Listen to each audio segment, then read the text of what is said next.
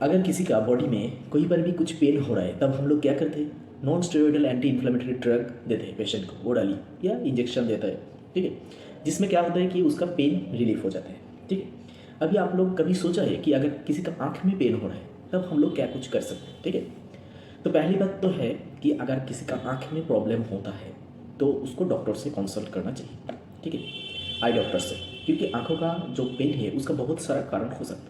अगर किसी का पेशेंट का ऑपरेशन हुआ है, मतलब कैटरैक्ट ऑपरेशन हुआ है, या आँख में कुछ चोट लगा है, इसके वजह से सूजन आ गया, रेडनेस हो गया, पेन हो रहा है, तब हम लोग कौन सा ड्रॉप देते हैं, जो आँख का डॉक्टर है वो लोग तब फ्लाविप्रोफेन आई ड्रॉप देते हैं, ठीक है।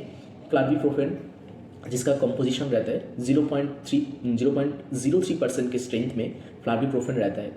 इसका अगर ब्रांड नेम के बारे में बात करें तो ब्रांड नेम में आपका रहता है FBN आई ड्रॉप, ओकुफ्लर आई ड्रॉप, फ्लार आई ड्रॉप। जो फ्लार है ये एलर्किन कंपनी का एक आई ड्रॉप है जो कि बहुत ही अच्छा काम करता है इस सेगमेंट में, ठीक है। तो ये जो फ्लाविप्रोफेन है ये एक NSAIDs ड्रग है जो कि टैबलेट के फॉर्म में एंड आई ड्रॉप के फॉर्म में भी अवेलेबल है। इसका स्ट्रेंथ की अगर बात करें तो ये 0.03% स्ट्रेंथ में मार्केट में अवेलेबल है, ठीक है।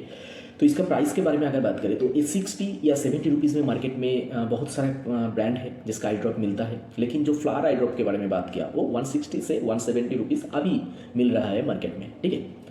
तो आता है कि यूजेस, मतलब फ्लाविप्रोफेन जो आई ड्रॉप या जो है वो क्यों हम लोग यूज़ करते हैं। तो पहली बात तो है पेशेंट का अगर आँख का कैटरैक्ट का ऑपरेशन हुआ है, उसके बाद पेशेंट का कुछ आँख में पेन हो रहा है या सूजन आ गया, रेडनेस हो गया, तब हम लोग जो फ्लाविप्रोफेन आई ड्रॉप इसको प्रेस्क्राइब करते हैं। दूसरी बात है कि अगर पेशेंट का आँख में कोई सूजन आ गया या ट्रॉमा हो गया, उसके वजह से पेशेंट का आँख में दर्द हो रहा है, तब हम लोग पेशेंट को फ्लार आई ड्रॉप प्रेस्क्राइब करते हैं, ठीक है।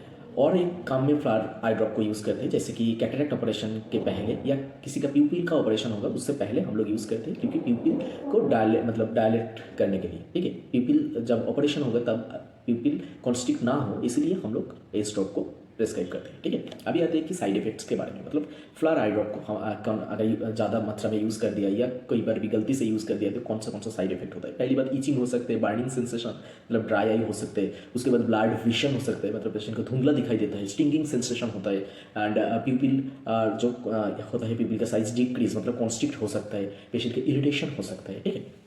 अभी आते हैं कि जो फ्लाविप्रोफेन आई ड्रॉप इसको हम लोग कैसे यूज़ करें।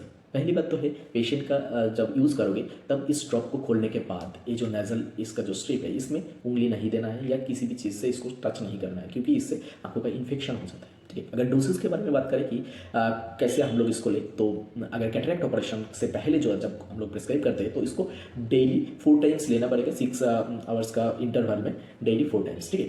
अगर किसी पेशेंट का सूजन आ गया या रेडनेस हो गया तब पेशेंट को दिन में 2 से 3 ड्रॉप देना पड़ता है, ठीक है। 2 से 3 टाइम एक बूंद करके देना पड़ता है, ठीक है। अभी आते हैं कि ये जो ड्रॉप है इसको मार्केट में ओवर द काउंटर लेके आप नहीं दे सकते हो, मतलब देना ठीक नहीं होगा। देने से पहले आपको डॉक्टर से अच्छे से कंसल्ट करना पड़ेगा। अगर डॉक्टर आपको जैसे बोलेगा, जैसे प्रेस्क्राइब करेगा, ऐसे ही आपको इस ड्रॉप को देना चाहिए, ठीक है।